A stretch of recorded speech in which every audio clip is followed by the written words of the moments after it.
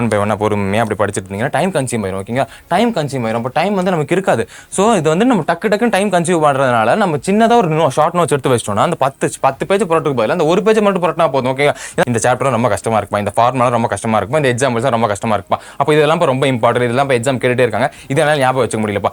Flow சார்ட்லாம் எப்படி வந்துட்டு ஒரு ப்ராசஸ் எப்படி நடக்குது, ஒரு ரியாக்ஷன் கெமிஸ்ட்ரியில் ஒரு ரியாக்ஷன் எப்படி நடக்குது, இல்லை பயாலஜியில் வந்து இந்த பிளட் எப்படி ஃப்ளோ ஆகுது, ஃபர்ஸ்ட் ஹார்ட்லேருந்து எங்கே போகுது அப்படின்னு ஃப்ளோ சார்ட் எப்படி ஃப்ளோ சார்ட் அப்படின்னு எல்லா ஃபியூச்சர் டாக்டர்ஸ்க்கும் வணக்கம். நான் உங்கள் சுபாஷ். இந்த வீடியோ நம்ம என்ன பார்க்க போறோம் அப்படின்னா, நம்ம ஷார்ட் நோட்ஸ் எப்படி மேக் பண்ணுறது, how to make short notes அப்படி வீடியோ தான் நம்ம பார்க்க போறோம். ஏன்னா ஒரு ஷார்ட் நோட்ஸ் வந்துட்டு ஒரு சாப்டர் வந்துட்டு 10 பேஜ் இருக்குப்பா. அந்த 10 பேஜ் இருக்க சாப்டர் வந்து நம்ம ஒரு பேஜை எப்படி கன்வெர்ட் பண்ணுறது, எதுக்கு சார் கன்வெர்ட் பண்ணோம் அப்படின்னா, நாளைக்கு எக்ஸாம் இருக்குன்னு வச்சுக்கோங்க, நாளைக்கு எக்ஸாம் இருக்கு ரிவைஸ் பண்ணுறீங்க. இப்போ நாளைக்கு காலையில் இந்த சாப்டர்லாம் வருதுன்னு உங்களுக்கு தெரிஞ்சிச்சு. இப்போ இந்த சாப்டர் நீங்கள் ரிவைஸ் பண்ணும்போது 10 பேஜ் இருக்கு இந்த சாப்டர், ஒன் பை ஒன் டக்கு லைன் பை லைனாக படிச்சிருந்தீங்க, டைம் கன்சியூம் ஆகும். ஓகேவா, இதே நீங்கள் 10 பேஜ் இருக்க அந்த சாப்டர் வந்துட்டு கண்டென்ட் மாறாமல் ஒரே பேஜ் உங்களால் கன்வெர்ட் பண்ண முடிஞ்சதுன்னா, அந்த ஒரு பேஜ் மட்டும் நம்ம படிச்சா போதும், அந்த ஒரு பேஜ் மட்டும் நம்ம கண்டென்ட் படிச்சோம்னா நம்ம டைம் கன்சியூம் ஆகாது. அவ்வளவா நம்ம வந்து டக்கு படிச்சு வச்சு ஈஸியாக ஞாபகம் வச்சு போயிடலாம். ஸோ இதனால தான் ஷார்ட் நோட்ஸோட இம்பார்ட்டன்ஸ். இந்த ஷார்ட் நோட்ஸ் எப்படி எடுக்கிறது, எப்படி நம்ம 10 பேஜ் கண்டென்ட் வந்து மாறாம ஒரு பேஜ்ல மாத்துறது அப்படின்றது சின்ன ஒரு வீடியோ தான் நம்ம இந்த வீடியோல பார்க்க போறோம். பார்த்துடலாமா?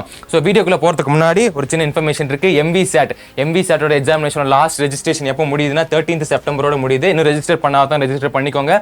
MVSAT ஒரு நேஷனல் லெவல் ஸ்காலர்ஷிப் எக்ஸாம். நீங்க இது எழுதுறீங்கன்னா ஆல் இந்தியா ரேங்க் வரலாம். ஆல் இந்தியா ரேங்க்ல நீங்க எவ்வளவு வரலாம் நீங்க வந்து பார்க்கலாம். நீங்க நீட் ஜேஇலாம் எழுதுறீங்க பாத்தீங்களா, உங்களுக்கு இது யூஸ்ஃபுல்லா இருக்கும். அது மட்டும் இல்லாமல் 100% ஸ்காலர்ஷிப்பும் இருக்கு, பிளஸ் 2 crores வர்த்தான கேஷ் ப்ரைஸும் இருக்கு. ஸோ இன்னும் ரெஜிஸ்டர் பண்ணிக்கோங்க. 13th செப்டம்பர் தான் லாஸ்ட் டேட். ஓகேங்களா, கீழே லிங்க் இருக்கு, ரெஜிஸ்டர் பண்ணிக்கோங்க. ஓகேங்களா, இப்போ நம்ம பார்த்துலாம். இப்போ நமக்கு எதுக்கு சார் இந்த ஷார்ட் நோட்ஸ் அப்படின்னா, நம்ம முன்னாடியே சொன்ன மாதிரி குவிக் ரிவிஷன் பண்ணுறதுக்கு. ஓகேங்களா, இப்போ நாளைக்கு எக்ஸாம் இருக்குண்ணா, நாளைக்கு எக்ஸாம் இருக்குது, நாளைக்கு காலையில் எழுந்திரிச்சு இந்த 10 பேஜ் உள்ள சாப்டர் வந்துட்டு ஒன் பை ஒன்னாக பொறுமையாக அப்படி படிச்சுட்டு இருந்தீங்கன்னா டைம் கன்சியூம் ஆயிரும். ஓகேங்களா, டைம் கன்சியூம் ஆயிரும். அப்போ டைம் வந்து நமக்கு இருக்காது.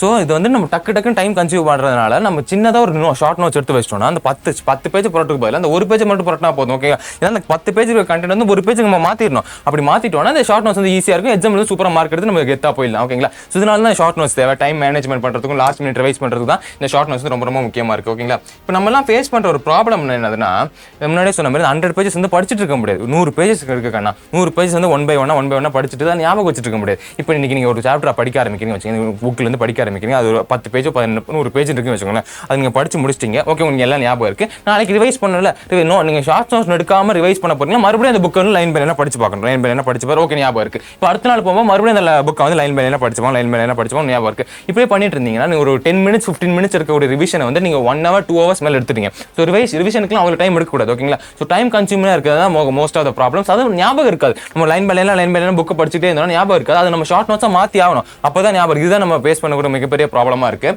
ஸோ அதெல்லாம் நம்ம எப்படி ஓவர் கம் பண்ணலாம் அப்படின்றது ஒரு சின்ன ட்ரிக் தான் நம்ம இதோட பார்க்க போகிறோம். 4 ட்ரிக் இருக்குது. ஓகேங்களா, எப்படி ஷார்ட் நோட்ஸ் எடுக்கலாம் அப்படின்றது 4 ட்ரிக் இருக்குது. ஃபஸ்ட்டு நம்ம செலக்ட் பண்ணணும். ஓகேவா, இதுதான் நம்ம ஷார்ட் நோட்ஸ் எடுக்க போகிறோம்னா அதை செலக்ட் பண்ணோம். ஓகே, இந்த வீடியோலாம் ரொம்ப கஷ்டமாக இருக்குப்பா, இந்த சாப்டரும் ரொம்ப கஷ்டமாக இருக்குப்பா, இந்த ஃபார்முலா ரொம்ப கஷ்டமாக இருக்குப்பா, இந்த எக்ஸாம்பிள்ஸ் ரொம்ப கஷ்டமாக இருக்குப்பா, அப்போ இதெல்லாம் ரொம்ப இம்பார்ட்டன்ட், இதெல்லாம் இப்போ எக்ஸாம் கேட்டுட்டே இருக்காங்க, இதெல்லாம் ஞாபகம் வச்சுக்க முடியலப்பா, இந்த ஷார்ட் ஆன்சர் லாங் ஆன்சர் ரொம்ப பெருசாக இருக்குப்பா, இதெல்லாம் ஞாபகம் வச்சுக்க முடியலப்பா, கண்டென்ட் ஞாபகம் வச்சுக்க முடியல. ஃபஸ்ட்டு செலக்ட் பண்ணணும். ஓகே, இதுதான் எடுக்க போகிறேன், என்னென்ன இம்பார்ட்டன் அதை செலக்ட் பண்ணணும். அது செலக்ட் பண்ணதுக்கப்புறம் ஸ்ட்ரிங் பண்ணணும். எப்படி ஸ்ட்ரிங் பண்ணணும், புல்லட் பாயிண்ட்ஸ் வச்சு ஸ்ட்ரிங் பண்ணணும். ஓகேங்களா, சின்ன புல்லட் பாயிண்ட்ஸ் எல்லாம் எழுதணும். ஓகே, என்னென்ன கண்டென்ட் கொடுத்துருக்கான், ஓகேவா, அப்படி புல்லட் பாயிண்ட் அப்படி ஓகே இந்த கண்டென்ட் கொடுத்துருக்காங்க, இந்த புல்லட் பாயிண்ட் அப்படி என்ன கண்டென்ட் கொடுத்துருக்கான்றத நம்ம ஸ்ட்ரிங் பண்ணணும், சுருக்கிட்டு விஷுவலைஸ் பண்ணணும்.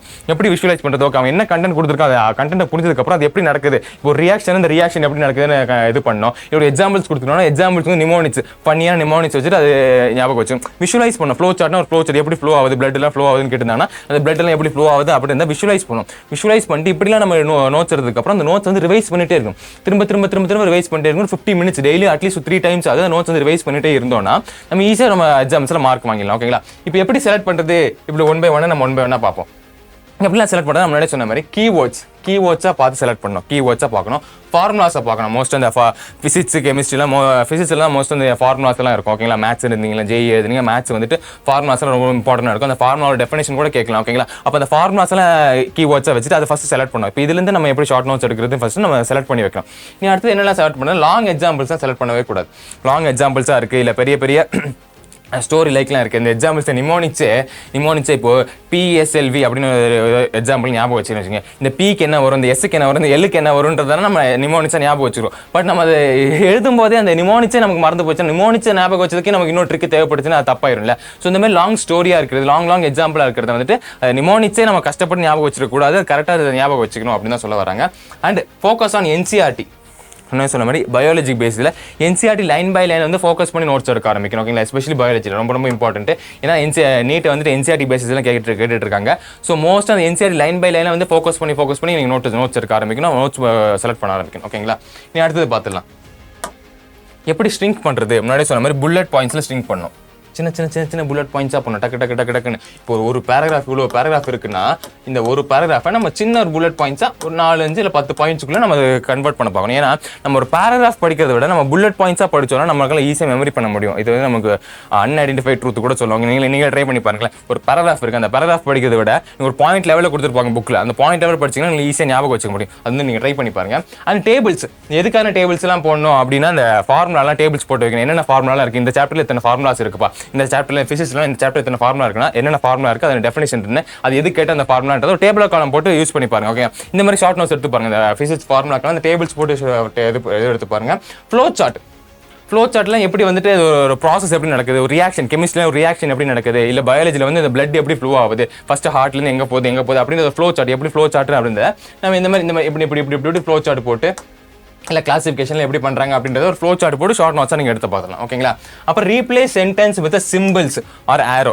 இப்போ இட் இஸ் கன்சிஸ்ட் ஆஃப், இப்போ human brain is consist of, இல்லை human body is consist of head, eyes, nose, tongue, hand, leg இப்படின்னு ஒரு வேர்டு கொடுத்துருக்காங்கன்னா இதை நம்ம எப்படி எழுதலாம்னா ஹியூமன் பாடி இஸ் கன்சிஸ்ட் ஆஃப்னு போட்டுட்டு கீழே ஐஸு, நோஸு, பின்னு, ஹெட்டு அப்படின்றத பாயிண்டாக எழுதலாம் ஓகேங்களா. அதான் நம்ம சொல்லுங்க யூஸ் ஆரோ. இப்போ ஹியூமன் பாடி கன்சிஸ்ட் ஆஃப் போட்டு இப்படி ஆரோ போட்டு நம்ம எழுதலாம் ஓகேங்களா. ஸோ இப்படியெல்லாம் தான் ஷார்ட்ஸ் நோட் எடுக்கணும். அப்படியே கன்சிஸ்டண்டாக இருக்கிறத வந்து நம்ம அப்படியே எடுத்துக்கிட்டே போயிட்டு இருக்கிறது ஓகேவா. பார்த்தோன்னா டக்குன்னு இதுலேருந்து எப்படி டக்குன்னு ஷ்ரிங்க் பண்ணி எழுத முடியும் அப்படின்றத நம்ம கன்வெர்ட் பண்ணணும் ஓகேங்களா.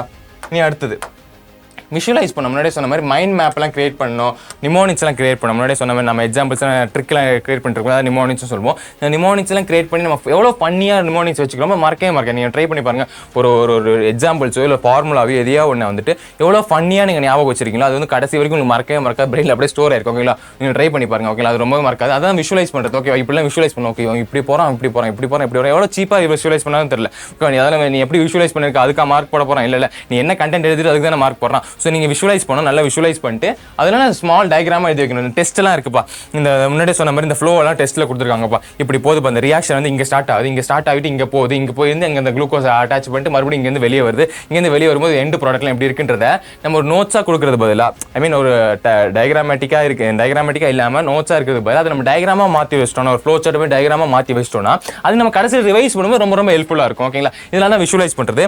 அடுத்தது கலர் கோடிங் கொடுக்குறது. கலர் கோடிங் என்னதுன்னா இப்போ ஃபார் எக்ஸாம்பிள் நம்ம முன்னாடிலாம் ஸ்கூல் எழுதுவோம் பார்த்தீங்களா, கொஸ்டினை வந்து பிளாக் கலர் எழுதுவோம், ஆன்சர் வந்து ப்ளூ கலர் எழுதுவோம், சில பேர் வயசு வயசாக மாற்றி எழுதுவாங்க. அந்த மாதிரி கலர் கோடிங் இப்போ நீங்கள் ஃபார்முலா எழுதுறீங்கன்னா ஃபார்முலா வந்து ரெட் கலர் எழுதலாம், ஃபார்முலா ரெட் கலர் எழுது, அந்த ஃபார்முலாவோட டெஃபினிஷனை வந்துட்டு நம்ம வந்துட்டு பிங்க் கலரோ வேறு ஏதாவது இதில் வந்துட்டு நம்ம டெஃபினிஷன் எழுதலாம்.